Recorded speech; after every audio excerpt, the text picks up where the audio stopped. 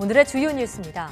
다음 달 3일 종료할 예정이던 임시선별검사소 운영이 2주 더 연장됩니다.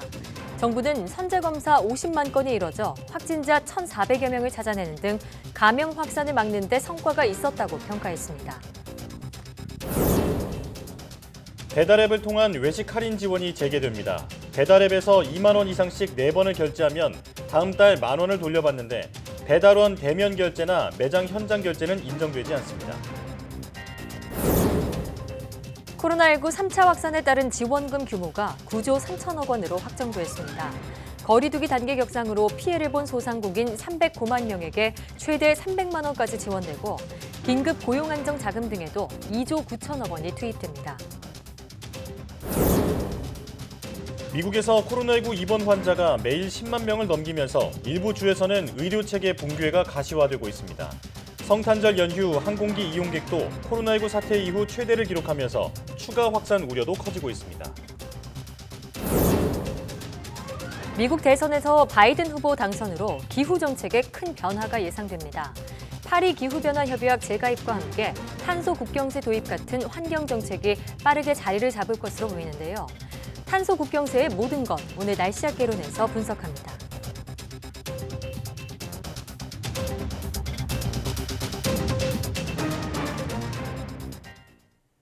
시청자 여러분 안녕하십니까? 사이언스 투데이 시작합니다.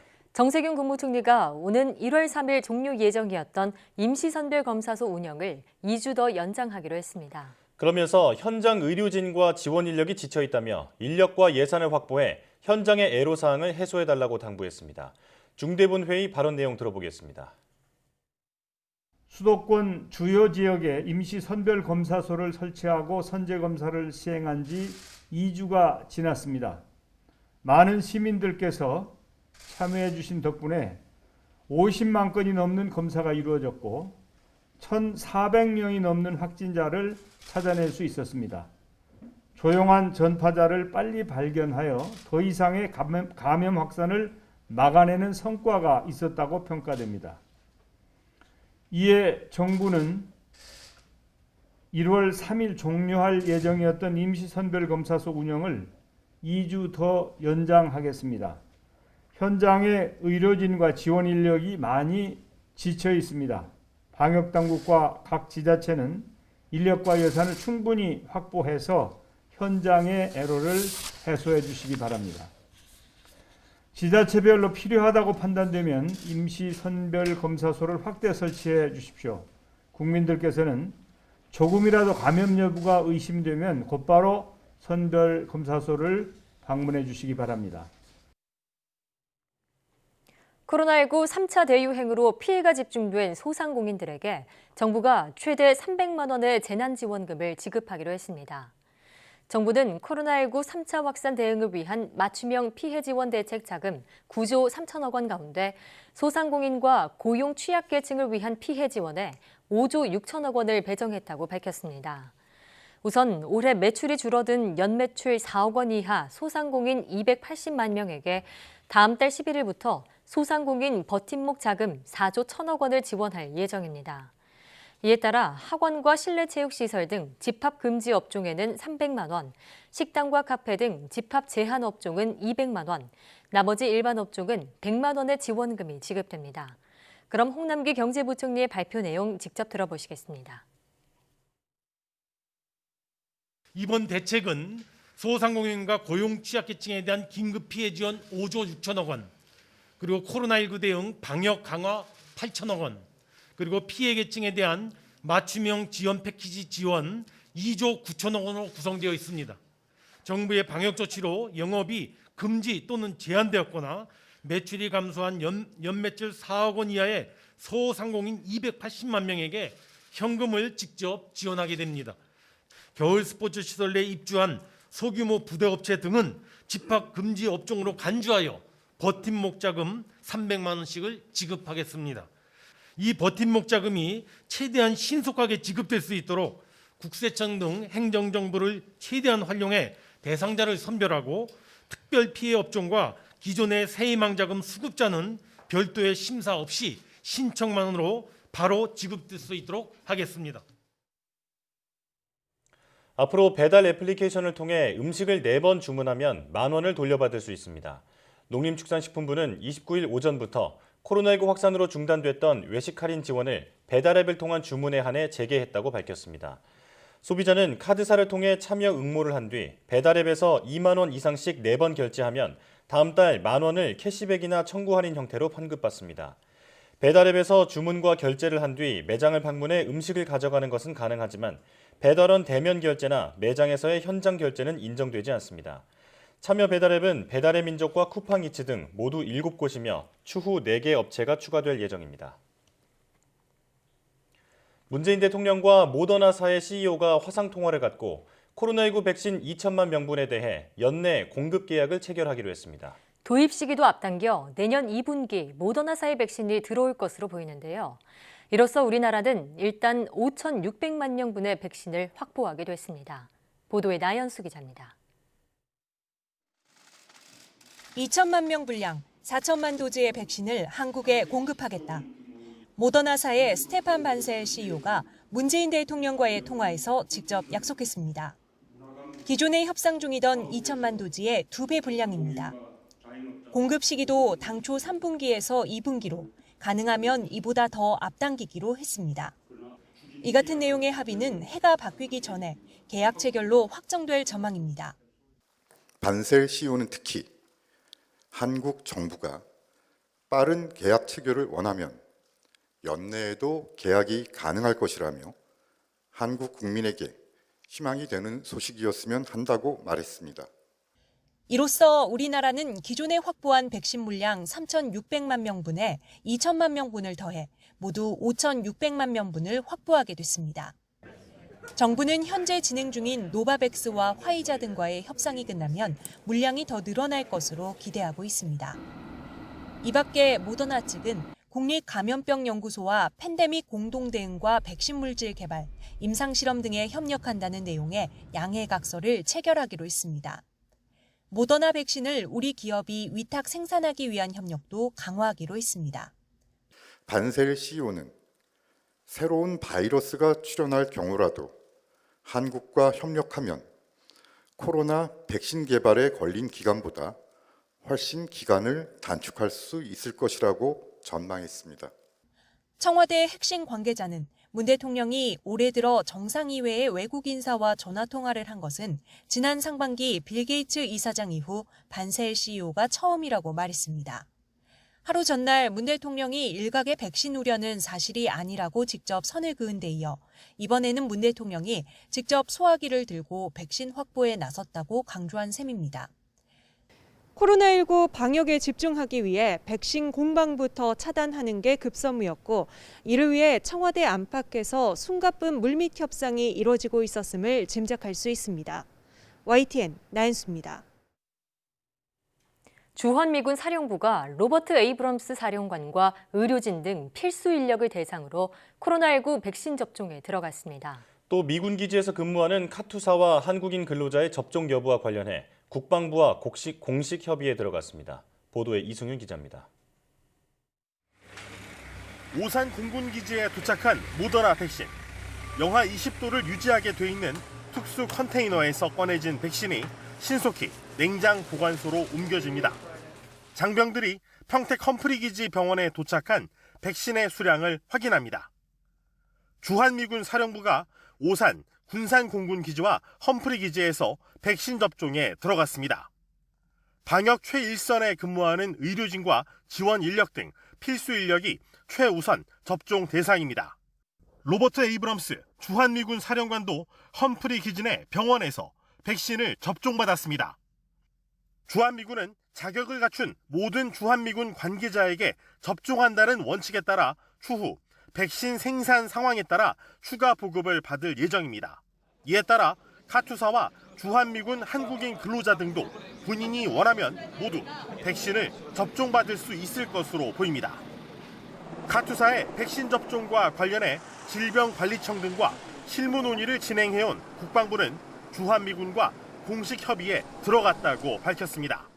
주한미군 측에 공식 협의 요청이 있었고 접종 대상이나 일정 등 세부적인 사안은 현재 관계부처와 협의 중에 있습니다. 가투사의 백신 접종과 관련해 국방부와 주한미군 간 공식 협의가 진행됨에 따라 한국인 첫 코로나19 백신 접종이 가시권에 들어왔습니다. YTN 이승윤입니다. 식품의약품안전처는 셀트리온의 코로나19 항체 치료제 레키로나주에 대해 허가 심사에 착수했다고 밝혔습니다. 레키로나주는 코로나19 완치자의 혈액에 존재하는 중화 항체를 선별해 만든 항체 치료제로 임상 이상 시험 결과 코로나19 환자의 회복 기간을 단축하는 효과가 확인됐습니다. 식약처는 코로나19 백신 치료제 허가 전담 심사팀을 활용해 약품의 안전성과 효과를 확인한 뒤 현재 진행 중인 3상 임상시험 결과를 추후 제출하는 것을 조건으로 허가할 계획입니다. 식약처는 앞으로 40일 이내에 허가 절차를 마무리하는 것을 목표로 하고 있다고 밝혔습니다. 우리의 건강을 위협하는 초미세먼지는 자동차나 공장 배기가스에 들어있는 질소산화물과 황산화물이 화학 반응을 일으켜 만들어집니다. 이 원인 물질들을 특수 흡수액을 이용해 쉽게 제거할 수 있는 기술이 개발됐습니다. 김진두 기자가 보도합니다.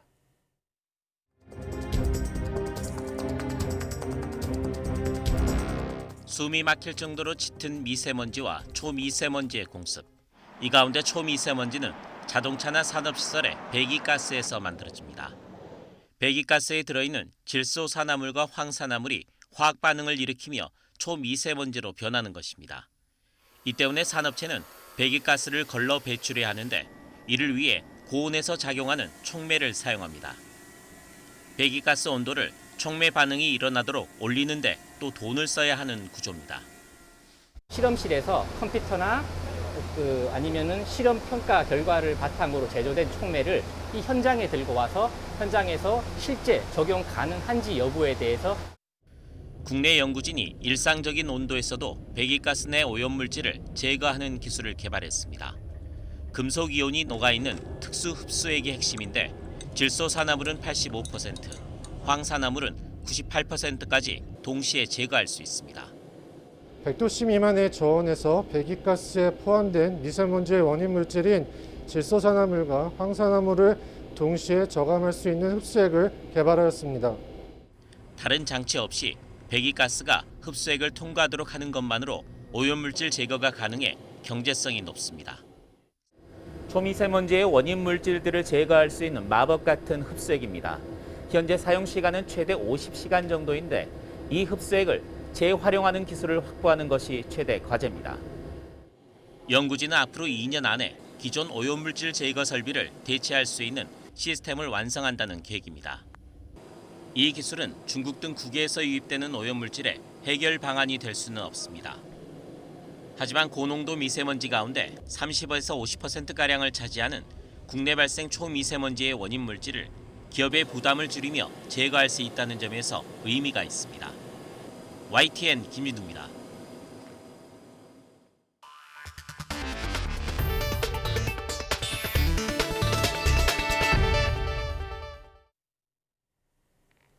감염력이 강한 변이 바이러스가 등장한 영국과 남아프리카 공화국에서 속수무책으로 코로나19가 확산하고 있습니다. 영국은 코로나19 사태 이후 처음으로 하루 신규 확진자가 4만 명을 넘어섰고 남아공도 9일 만에 확진자가 10만 명 늘면서 누적 확진자가 100만 명을 넘어섰습니다. 보도에 김형근 기자입니다. 유럽에서 가장 큰 쇼핑몰 중 하나인 영국 런던의 웨스트필드 쇼핑센터. 연말연시 대목이지만 텅 비어 있습니다. 코로나19 변이 바이러스 확산으로 문을 닫았기 때문입니다. 하지만 이런 고강도 봉쇄 조치에도 영국의 코로나19 확산세는 수그러들지 않고 있습니다. 감염자가 급격히 늘면서 하루 신규 확진자가 코로나 사태 후 처음으로 4만 명을 넘어섰습니다. 넘쳐나는 환자로 의료체계도 한계에 이르렀습니다. 일부 병원에서는 병상 부족으로 구급차에서 환자를 치료하는 경우도 나오고 있습니다. 내년 1, 2월에는 상황이 더 악화할 것으로 우려됩니다. Hospital admissions are up by more than a third. In the east of England, cases are up 2/3 in the last week, and hospital admissions are up by nearly half. 남아프리카 공화국도 변이 바이러스가 빠르게 확산하면서 누적 확진자가 100만 명을 넘어섰습니다. 9일 만에 10만 명이나 증가했습니다. 병원은 이미 포화 상태입니다. 대형 병원들은 의료진과 장비, 병상 모두 부족하다고 호소하고 있습니다. There is every possibility that if we do not act urgently and if we do not act together, the second wave will be even more severe than the first wave. 남아공 정부는 변이 바이러스가 급속히 퍼지고 있는 남동부 지역을 중심으로 봉쇄 조치를 강화하는 방안을 검토하고 있습니다. YTN 김영근입니다. 영국에서 최근 발견된 변이 코로나19 바이러스가 이미 지난달 독일에서 나타났다는 보고가 나왔습니다. 독일 하노버 의대 의료진은 당시 코로나19 증상을 보였다가 숨진 환자의 검체를 채취한 결과 이 같은 결론을 내렸다고 독일 일간 디벨트가 보도했습니다. 이와 함께 독일 바데비르텐베르크주는 영국에서 지난 20일 입국한 코로나19 환자가 변이 바이러스에 감염됐다고 발표했습니다. 친척집을 방문하기 위해 입국한 이 환자는 도착과 동시에 확진 판정을 받았고 가족 승용차를 타고 이동해 자가격리를 해왔다고 로이터 통신이 전했습니다. 미국 보건당국은 미국에 코로나19 변이 바이러스가 상륙했다는 증거는 없지만 그럴 가능성이 있다고 밝혔습니다. 브렛 지로워 미국 보건복지부 차관보는 현지 시각 28일 ABC 방송과의 인터뷰에서 변이 바이러스와 관련한 질문에 대해 증거는 없지만 국제적 연결성을 고려하면 가능성이 있다고 여긴다고 답했습니다. 이어 백신이 여전히 효과적일 것이란 좋은 증거와 믿음이 있다고 강조했습니다. 지로어 차관보는 또 변이 바이러스가 기존 바이러스보다 더 심각하다는 증거 또한 없다고 덧붙였습니다.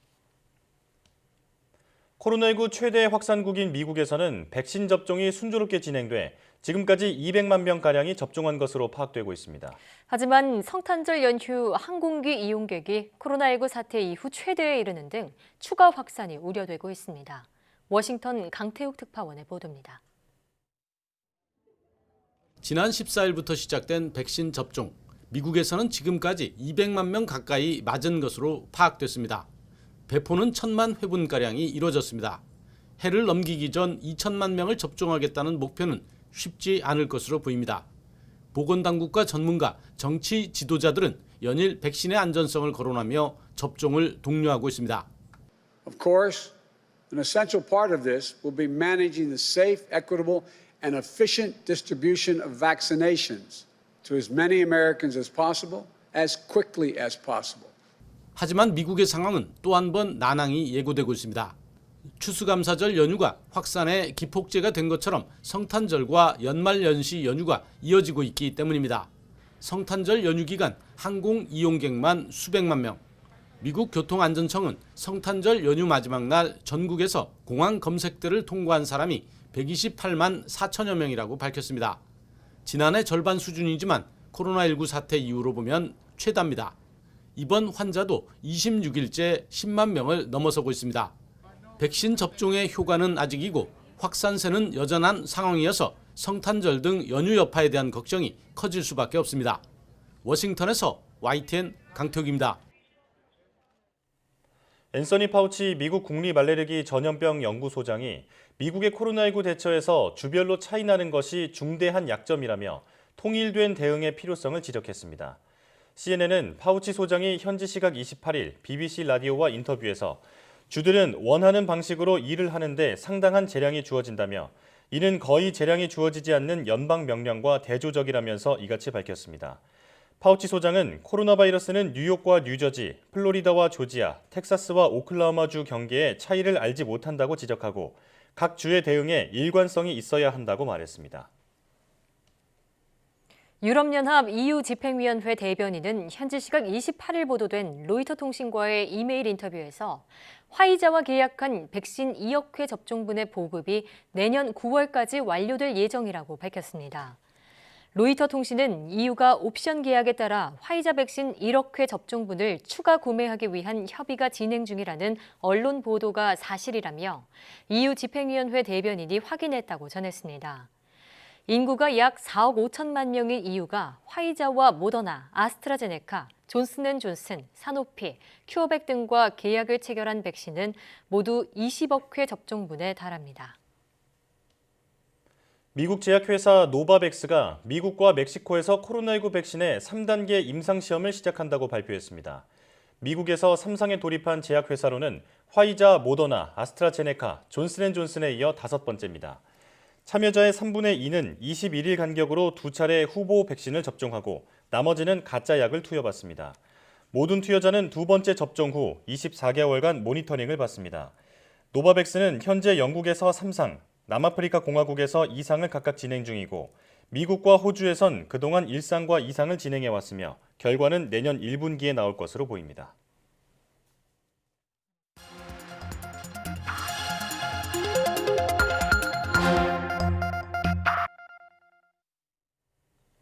다양한 분야의 과학 이슈를 과학 기자의 시각으로 집중 분석하는 사이언스 취재 파일 시간입니다. 네, 스튜디오에 최소라 기자 나와 있습니다. 어서 오세요. 안녕하세요. 네, 오늘은 어떤 얘기 나눠볼까요? 네, 전 세계 코로나19 확진자가 8,100만 명을 넘어섰습니다. 네. 세계 인구의 1% 이상이 코로나19에 감염된 겁니다. 이 전염력이 세진 이 변이 바이러스가 이런 빠른 확산을 주도하고 있다는 분석이 나오는데요. 최근 영국 변이 바이러스가 우리나라에서도 발견되면서 이미 국내 지역사회로 전파된 것은 아닌지 우려도 나오는 상황입니다. 예. 코로나19 변이 바이러스에 대해 짚어보겠습니다. 예. 이 변이 바이러스 때문에 코로나 사태가 새로운 국면을 맞이하게 됐는데 일단 코로나19 변이 바이러스가 무엇인지 그리고 또 변이와 변종은 다른 건지 궁금하거든요. 네, 변이는 바이러스 유전자 구성이 바뀌는 건데요. 네. 코로나19 바이러스의 경우 이런 유전 물질의 특성상 변이가 자주 발생합니다. 이론적으로는 코로나19가 10,000번 정도 복제될 때 하나 정도는 돌연 변이가 생긴다고 합니다. 대부분 변이는 바이러스를 죽음에 이르게 하는데 간혹 특정 변이, 이를테면 스파이크 단백질의 변이가 생기면 인체에 더 잘 감염되는 바이러스가 될 수 있습니다. 예. 이런 변이가 쌓이다 보면 변종 바이러스가 나오는 건데 예. 변종은 유전자 분석에서 아예 바이러스의 종이 달라지는 겁니다. 네. 영국이나 남아공에서 최근 보고된 이 변이 바이러스는요. 바이러스 성질 자체가 달라진 건 아니라서 변종이라고 볼 수는 없습니다. 예, 지금은 변이 바이러스라고 부르는 게 좀 더 맞겠군요. 자, 그런데 이렇게 변이 바이러스가 보고된 게 이번이 처음이 아닙니다. 저희가 지난 1년여간 거의 보도를 해드렸는데 국내에서만 해도요. S형, V형 같은 그런 용어들도 썼잖아요. 이것도 변이 바이러스라고 볼 수 있는 거죠? 네, 그렇습니다. 국내에서도 지금까지 S형, V형, GV, 그리고 GR, GH 그룹 등 5가지 변이가 확인됐습니다. 우한발 유행 초기에는 S그룹이 주로 발견됐고요. 대구나 경북 유행 때는 V그룹, 그리고 이태원발 집단 감염 이후에는 최근까지도 이게 GH그룹이 주로 발견이 됐는데요. 네. 국내 확진자의 일부인 1,640건을 대상으로 바이러스 유전자 분석을 한 결과입니다. 방역당국에게 직접 들어보시겠습니다. 4월까지는 S와 V그룹이 다수 확인되었으나 5월 이후에 최근까지는 모두 GH그룹에 속하는 바이러스가 주로 검출되고 있습니다. 11월 중에 분석된 바이러스 134건도 모두 GH그룹으로 현재까지도 GH그룹이 국내 우세형인 것을 확인하였습니다.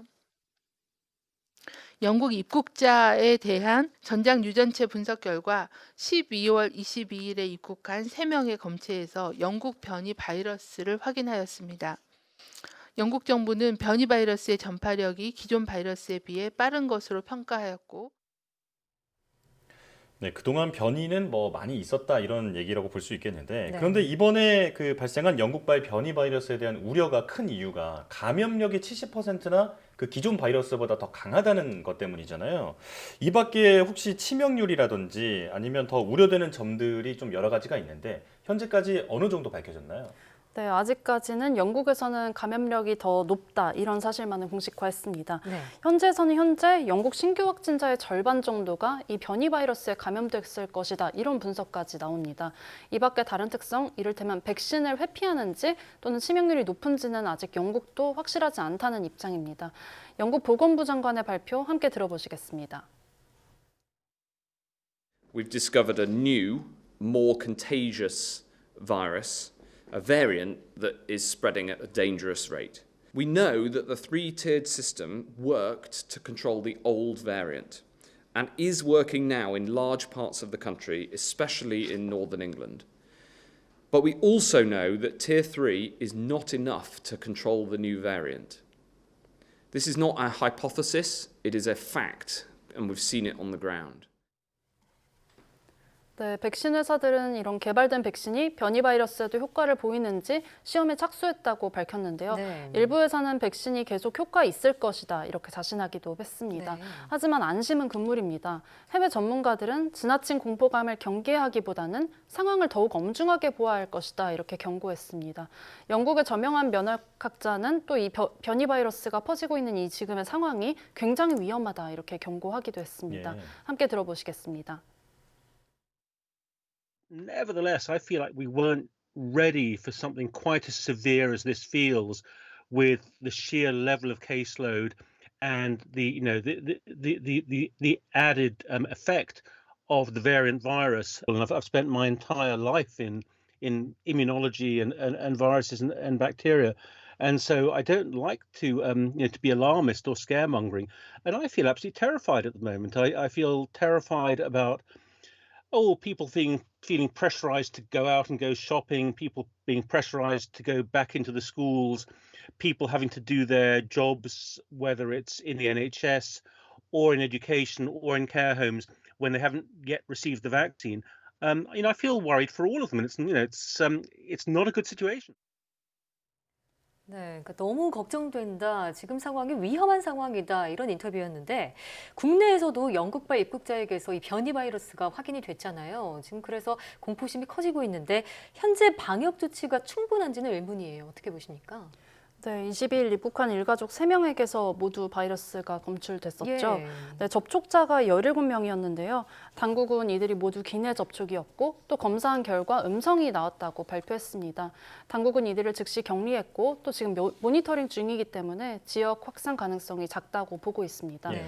당국은 영국과 남아공 입국자에 대해서 PCR 음성 확인서를 의무적으로 제출하게 하고 또 특별한 경우를 제외하고는 신규 비자 발급도 중단하기로 했습니다. 하지만 이 바이러스가 다른 나라를 통해서도 들어올 수 있기 때문에 더 촘촘한 조치가 필요하다는 전문가들의 목소리가 나옵니다. 예. 직접 들어보시겠습니다. 우리나라에 지금 격리 면제를 받고 들어오는 사람들이 꽤 있거든요. 이런저런 이유로. 예, 그 분들에 대해서도 사실은 PCR 음성 검사서를 요구를 한다든지, 아니면 공항에 들어올 때에 증상 유무와 상관없이 일제 검사를 한번 시행을 하고, 일단 그분들은 뭐 면제를 받았으니까 우리나라에서 일상생활을 하게 하되, 검사 결과가 나올 때까지는 좀 자제를 요청하면서 연락처를 반드시 그 공유를 해서 문제가 생기면 즉시 격리를 할 수 있는 그런 시스템을 조금 가동한다면. 네, 아직은 치명률이나 백신 회피 여부가 밝혀지지 않았지만 국내외 전문가들이 경고하는 것처럼 지금부터 상황을 엄중하게 받아들여야 하겠습니다. 네. 백신 접종까지는 아직 시간이 남은 가운데 개개인의 방역 조치가 더 절실한 상황입니다. 예. 새로운 변이 바이러스가 발견되면서 우려가 더 커지고 있는데 네. 지금 우리가 할 수 있는 건 방역 수칙을 잘 지키는 것밖에 없다, 이런 생각이 듭니다. 지금까지 최소라 기자와 함께했습니다. 오늘 말씀 잘 들었습니다. 고맙습니다.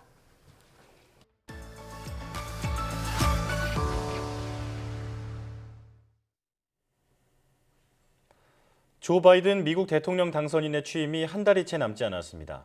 여러 분야의 정책 변화가 예고되지만 특히 기후변화 대응을 주요 정책 과제로 삼고 있는데요. 오늘 날씨와 개론에서는 탄소 중립을 위한 대응 방안을 알아보겠습니다. K웨더 반기성 센터장과 함께합니다. 어서 오세요. 네, 안녕하세요. 네. 미국의 차기 대통령으로 선출된 조 바이든 당선인이 그린 뉴딜 정책을 전면에 내세웠습니다. 내년 1월이면은 취임을 하게 될 텐데 미국이 앞으로 어떤 기후변화 대응 정책을 펴게 될까요? 일단 그 바이든 당선인이 대통령에 취임하면서 바로 동시에 파리 기후 협약에 재가입하는 것은 물론이고요. 또 기후변화에 대응하기 위해서 10년 동안 재정 1조 7천억 달러, 우리나라로 들으면 약 한 2천조 원 정도가 되죠. 예. 집행할 것이라고 밝혔고요.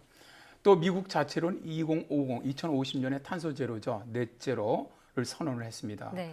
넷제로라는 것은 온실가스 배출량과 제거량을 더했을 때 제로가 된다는 의미죠.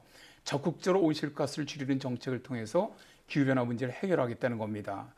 우리나라 문재인 대통령께서도 2050년에 넷제로를 선언한 것과 마찬가지죠. 예. 그런데 이제 문제는요, 외국에 대해서는 탄소 국경세를 매기겠다는 겁니다. 탄소 국경세는 유럽연합이 주도적으로 준비하는 새로운 관세 형태로서 네. 유럽연합의 안은 국내에서 탄소 배출을 줄이기 위해서 발생한 비용을 유럽연합 국가의 수출 기업에는 지원금으로 보전을 해주되 타국으로부터 수입하는 기업에는 부담금을 추가로 물리는 것을 골자로 하는 탄소 국경 조정 전략입니다. 바이든 후보도 유럽연합의 탄소 국경세를 참고로 해서 탄소 배출이 많은 국가 또는 기업 제품에 추가 관세를 물리겠다는 것이죠. 그러니까 앞으로 미국도 유럽연합처럼 탄소 국경세를 도입하겠다 이런 얘기인데 유럽연합이 관세 형태로 탄소를 감축하려고 하는 이유는 뭔가요? 일단 유럽은 국제기후 협상에서 기후변화 대응 및 적응에 매우 적극적인 지역 국가들입니다. 이들이 탄소 국경세를 도입하려는 논리를 보면 첫 번째가 오염자 부담 원칙입니다. 오염자 부담 원칙은 환경 오염으로 인한 비용을 오염을 일으킨 사람이 직접 부담해야 한다는 원칙으로 국내 환경 문제 해결에 포괄적으로 적용이 되고 있죠. 그렇군요. 그러니까 오염자 부담 원칙, 결자 해지다 뭐 이렇게 볼 수 있을 것 같은데 또 다른 이유는 뭐가 있을까요? 두 번째는 탄소 누출 방지 현상입니다. 탄소 누출 현상이라는 것은 탄소 배출원의 이전을 말하는데요. 국가의 환경 규제라는 것은 기업의 생산 비용의 상승을 유발하고 있기 때문에 어떤 기업이 탄소 규제라는 A 국가에 있었다고 한다면 그 국가에서 생산 비용을 줄이기 위해서 탄소 규제를 하지 않는 B 국가로 이전하려고 할 겁니다. 실제로 EU, 유럽연합에 있던 탄소 집약 산업시설 상당수가 환경 규제가 강화된 다음에 점진적으로 다른 국가로 이전해 나갔거든요. 하지만 이렇게 되면은 탄소 규제를 하는 국가는 경제적 불이익을 받게 되는 것이죠. 그렇기 때문에 탄소 규제로 경제적 불이익을 얻은 A국이 탄소 규제를 하지 않아서 경제적 이익을 취한 B국에다가 탄소 관세를 부과해서 경제적 불이익을 상쇄할 필요가 있다. 이렇게 주장을 합니다. A국 입장에서는 외국에서 탄소 규제를 받지 않고 생산될 물건이 있다면 수입 과정에서 관세로 가격을 조정해야만 탄소 규제를 받고 생산된 자국의 상품과 공정한 가격 경쟁이 된다는 논리죠. 그러니까 탄소를 배출하는 기업에 이 불이익을 입히는 탄소 국경세 이게 도입이 되면요 산업에는 어떤 영향이 예상이 되나요? 일단 그 탄소 국경세가 도입되게 되면은 이익이 되는 어떤 주체가 있다고 한다면 반대로 손해를 보는 주체가 되게 있겠죠. 세계적인 경영 컨설팅 회사인 보스턴 컨설팅 그룹은 유럽 연합의 탄소 국경세 도입의 영향을 다음과 같이 전망하고 있습니다. 가장 먼저 석유 수입이 감소할 것이라고 말했는데요. 이로 인해서 원유 수송의 수익성이 20% 감소할 것이라고 전망을 했습니다. 다음에 두 번째로 산림 파괴가 둔화될 것으로 전망을 했습니다. 유럽 연합의 목재 펄프 수입이 65% 정도 줄어들게 된다는 거죠. 세 번째로는 자동차라든가 기계, 건설의 기본이 되는 철강 수출국들의 타격이 있을 것으로 보았습니다. 탄소 집약적인 산소 용광로로 생산한 우크라이나 혹은 중국 대신에 전기 용광로를 사용하는 한국이나 캐나다의 철강으로 앞으로는 대체될 것이라는 거죠. 그리고 유럽연합의 원유 수입원이 탄소 발자국이 많은 러시아로부터 탄소 발자국이 적은 사우디아라비아로 대체될 것으로 전망을 했는데요. 결국 유럽연합이라든가 미국 등 세계에서 가장 큰 소비 시장을 가진 곳에서 탄소 국경세를 도입할 경우 탄소 집약도가 높은 산업은 점차적으로 도태할 것으로 보입니다. 자, 그러니까 탄소 규제가 약한 나라가 기존에 우위를 점하고 있던 산업에서 밀려나게 될 수도 있고 반대로 탄소 규제가 강했던 나라에게는 새로운 기회가 될 수도 있다 이런 얘기인데요. 자, 그러면 이 탄소 국경세 일단 좋은 대안으로는 보이지만 우려의 목소리도 있다고요? 네, 그렇습니다. 일단 탄소 국경세가 도입되면 아무래도 선진국들이 좀 이익을 보게 됩니다. 탄소 집약도가 높은 산업은 주로 후진국에서 이루어지고 있기 때문이죠. 어떻게 보면 탄소 감축의 기술적인 법적 역량이 부족한 나라들이 후진국들인데 선진국이 또다시 관세로 다른 어려움을 주는 것이 과연 정당한 것이냐 이런 문제가 있고요. 탄소 국경세 문제에 있어서도 공정한 탄소 배출 감축을 위해서는 선진국의 일방적인 무역 관세의 적용뿐만 아니라 개발도상국의 감축 및 기후변화 적응을 위한 어떻게 보면 재정적이라든가 기술적 지원이 병행되어야 한다는 것이죠. 그렇군요. 이대로라면 그 개도국의 수출 경쟁력만 떨어지는 문제가 발생할 수도 있겠습니다. 자, 그렇다면 탄소 국경세 언제부터 도입이 되나요? 일단 유럽 연합 집행회의는 2021년이죠. 내년 2분기 중에 법안을 마련한 다음에 유럽 의회 승인을 받은 다음에 2023년부터 시행하겠다고 밝혔습니다. 약 2년밖에 지금 남지 않았는데 계획대로 시행된다면 탄소 감축 노력이 미흡해서 현재는 기후 악당으로 불리고 있는 우리나라의 유럽 수출은 어려워질 수밖에 없다고 봅니다. 미국도 기후변화 방지를 위해서 탄소를 줄이는 정책에 지금 매우 강경합니다. 바이든 당선인은 전 국무장관 존 케리를 대통령 기후 특사로 지명을 했는데요. 존 케리 기후 특사는 상당히 강경한 기후변화 대응론자로 알려져 있습니다. 그는 그동안 지지부진했던 자발적 기후 방안의 의무 이행 수단에 대한 합의를 좀 강조하고 나섰는데요. 자발적 기후 방안을 달성하지 못한 나라들은 교역에서 불리한 조건을 감수하거나 초과 달성한 나라들에서 탄소 배출권을 구매하는 상황에 부딪힐 수밖에 없습니다. 우리나라의 현재 자발적 기후 방안은 이미 해외에서 3,830만 톤의 배출권을 구매하는 것으로 계획이 세워져 있는데 가격으로는 약 1조 5천억 원에 달합니다. 그리고 바이든 당선자는 2035년부터는 탄소 국경세를 부과할 계획이라고 밝히고 있습니다. 네, 말씀 중에 우리나라가 기후 악당으로 불리고 있다고 하셨는데 대체 얼마나 많은 탄소를 배출하고 있는지 궁금하고요. 또 이 탄소 국경세가 도입이 되게 되면 우리나라에는 어떤 영향을 미칠까요? 일단 그 세계 각국의 탄소 배출량을 갖다 추적하는 기구가 있습니다. 국제 과학자 그룹의 글로벌 카본 프로젝트인데요. 여기서 공개한 자료를 보면 우리나라는 지난해 화석 연료와 시멘트 생산 과정 등에서 6억 1,110만 톤가량의 이산화탄소를 배출하면서 세계에서 9번째입니다. 이산화탄소 배출국에 올랐죠. 단기적으로는 탄소 배출이 많은 석유화학이라든가 철강 등 주력 수출 산업에서 관세를 물어야 하기 때문에 제품 가격이 상승하게 되고 그 결과 제품 경쟁력이 떨어질 수가 있고요. 장기적으로도 결국 생산 비용에 더해서 탄소 배출량을 줄이기 위한 추가 기술이라든가 설비 투자가 불가피하거든요. 이로 인한 생산 단가 상승이 올라갈 수가 있습니다. 그래서 결국 이런 문제를 해결하기 위해서는 하루빨리 탄소 저감 기술을 좀 상용화하고요. 탄소 의존 경제에서 빨리 벗어나는 길밖에 없다고 봅니다. 우리 경제는 물건을 만들어서 세계 시장에 파는 수출 중심의 국가잖아요. 수출 경쟁력이 떨어지지 않게 저탄소 경제로 발빠르게 움직여야겠다 이런 생각이 듭니다. 지금까지 K웨더 반기성 센터장과 함께했습니다. 오늘 말씀 잘 들었습니다. 네, 고맙습니다.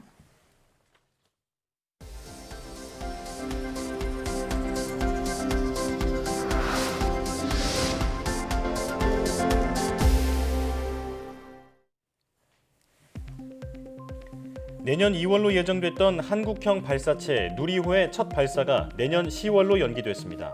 과학기술정보통신부는 국가우주위원회를 열고 한국형 발사체 발사 성공 가능성을 높이기 위해 발사일을 조정하기로 했습니다.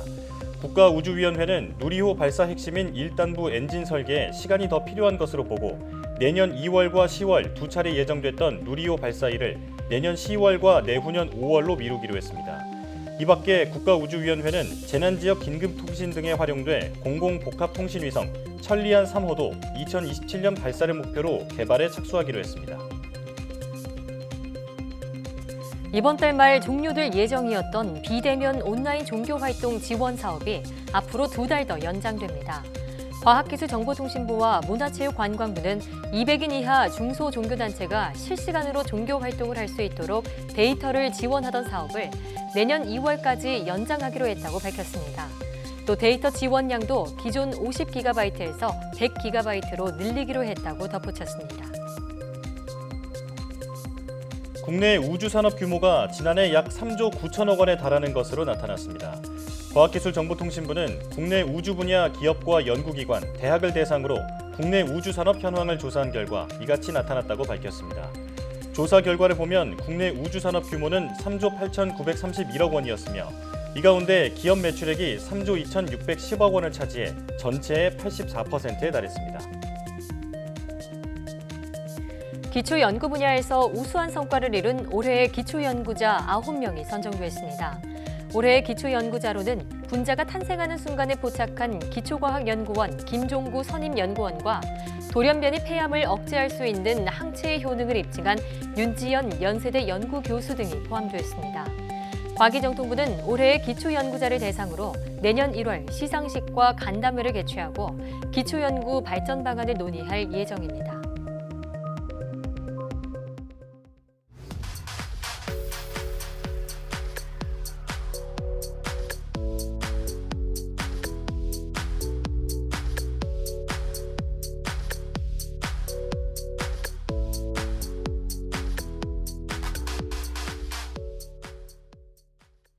2021년을 향해서 이제 가는 거야. 그렇죠. 새로운 미래를 향해서 가는 거지 이게.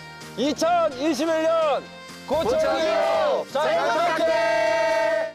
우리가 서로한테 좀 잘해주는 시간이 좀 부족했던 것 같아. 오늘 하루 끝나기 전에 마니또라도 한번 했으면 좋겠어. 마니또. 대장. 예. 대장 사랑해. 네, 저도 사랑합니다. 내 마니또 누군지 모르겠지만 나 어깨 아프다. 아, 좋아, 좋아. 아이 시원하다. 와, 진짜 화장실인데? 오픈형 화장실이다, 진짜. 아 이걸 사용하시는구나.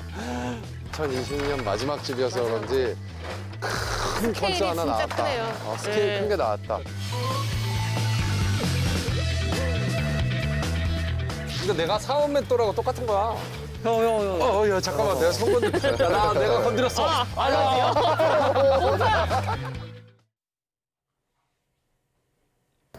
어느덧 올해 마지막 미션이군요. 네. 전국 방방곡곡에서 붉은 땀방울을 흘린 고쳐디오 멤버들. 한 해 동안 정말 고생 많으셨습니다. 네, 고쳐디오는 새해에도 계속됩니다. 도움의 손길이 필요한 분들은요, YTN 사이언스 홈페이지에 사연을 남겨주세요. 고쳐디오가 전국 어디든지 찾아갑니다. 어려운 시기 YTN 사이언스는 국민과 함께하겠습니다. 시청해주신 여러분 고맙습니다.